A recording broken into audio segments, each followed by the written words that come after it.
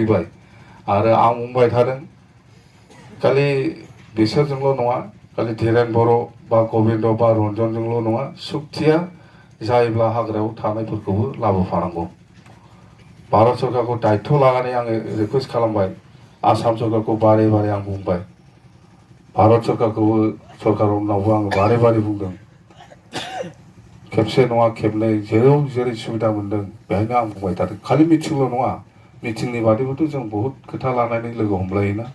बेफोरावबो आं बुंदों दिनै बे जिनिसा साक्सेस जानो नागिरगासिनो दं जों बुंदों जोंनो पारमिसन हो पारमिसन गैयाब्लानोथ' इनफर्मेल बहुद भाया मिडिया रायज्लायगासिनो दंखायो बिथांमोना फैनो एग्रि आरो फैसिगोन बेबायदि आरोखि दा जयै सुक्ति खालामोबा बिराद मोजां जाबाय जोंनि थाखाय नङा होमबा फुरा खेबसेनो ज' जाजाबाय एबसुआव सहि होबाय बा नैबे मा होनो बे सावरायग्रा ग्रुपआबो हाग्रायाव थाबोनायफ्राबो सहि होयोब्ला आबसुआबो सहि होयोबा धीरेन बर'आबो होयोबा ओजों रन्जनाबो होयोबा आरो माथो नांगौ बे सुक्तिया बिराद मोजां जागोन बे सुक्तिया बिराद मोजां जागोन आरो साक्सेसफुल जागोन आरोखि आरो जों खालामनो हागोन होननानै आंहा मोनसे बिसास दङ दा बेफोर आरोखि दा ओंखायनो एसे होल एनडिपि हिसाबै सारेन्डारानो जा सिजफायारानो जा बा नन सिजफायारानो जा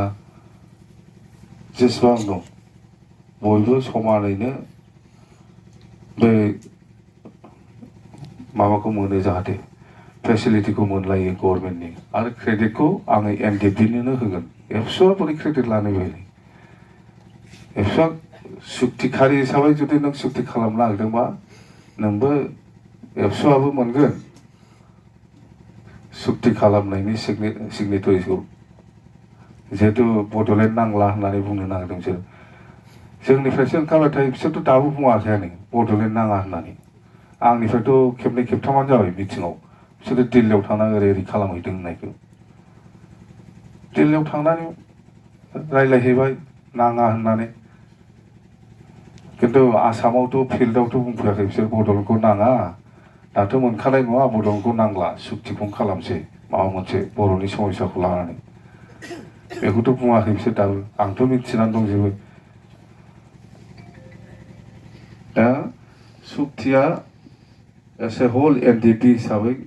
क्रेडिटखौ लानांगौ क्रेडिटखौ आङो एनडिपि हिसाबैसो होगोन जुदि दिनै एबसुआबो फैयोब्ला एबसुखौबो आं होगोन क्रेडिट एबसु आरो एनडिपि जयैनो सुक्ति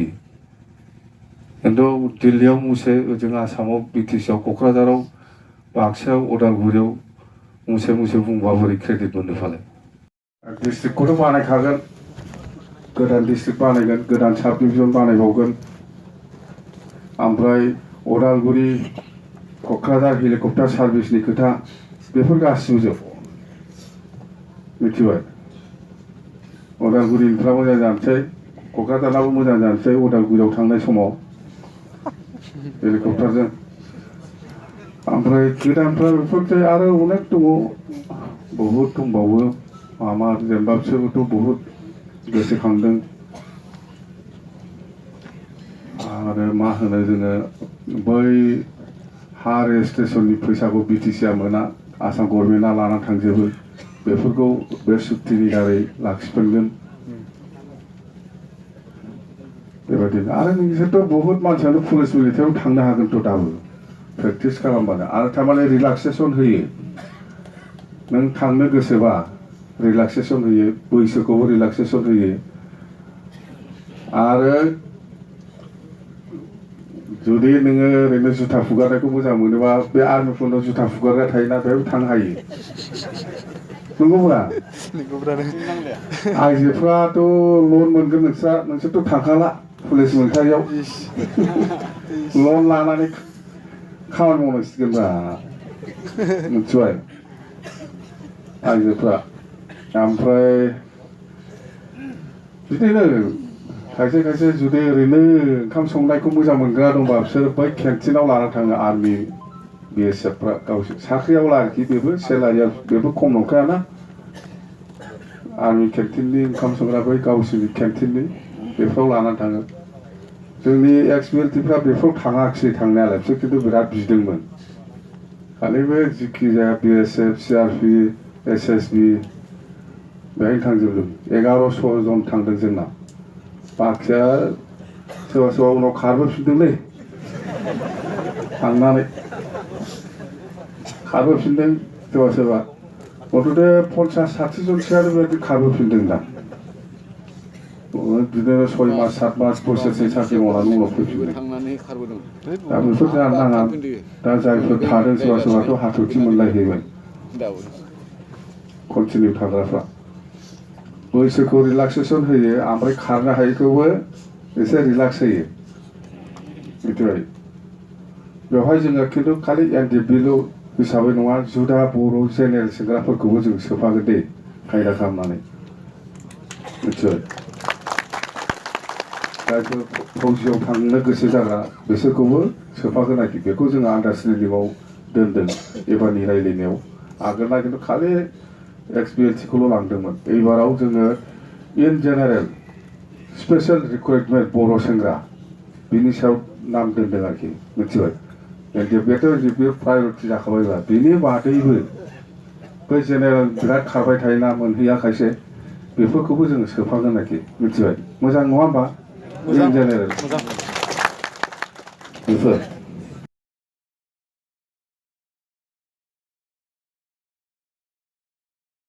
मथथे 2500-3000 5000 बर' सेंग्राफ्रा जुदि बेहाय रिक्रुइटमेन्ट जायोबा माथो बेसेबां समाधान जायो ओरैनोथ' बहा साख्रि मोनबाय थानो बेबादि माखासेयाथ' लन मोनखागोन डाइरेक्ट जायफोर पुलिस मेरिटआव थाङाखै लन मोनखागोन खिन्थु बेनो लना 50%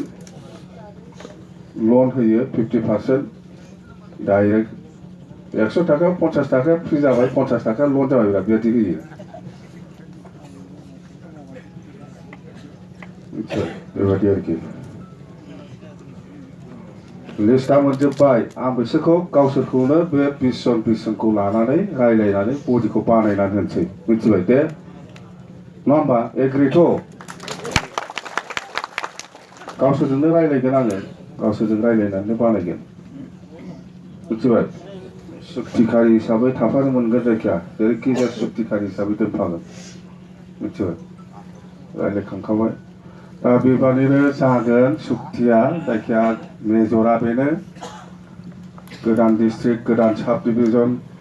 उदालगुरि क'क्राझार हेलिकप्टार सार्भिस बेफोर थागोन NTPC आरो बे BRPLआ जोंनि मानसिया BTCनि मानसिया उखुन्दैबो जानांबाय थादों जेबो गैया बेखौ खालामथारनांगौ ओमफ्राय रिहाबिलिटेसनाथ' बेनोसै आरो केसआबो बेबादिनो केसआबो जोबगोन जोंनिया जेरै जोबदों केसआ खोब सिरियास 6 जन दं नामा कनभिक्टआ नोंसोर मिथिना मिथिया 6 जन दंबावो जानांगौ कनभिक्टेडआ रन्जन दैमारिखौ बाद होनानै बै जसमनानैथ' जानानै दङना कनभिक्टेड 6 जन दङ जानांगौ बिसोरखौ जेरैखिजाया लाबोथारनांगौ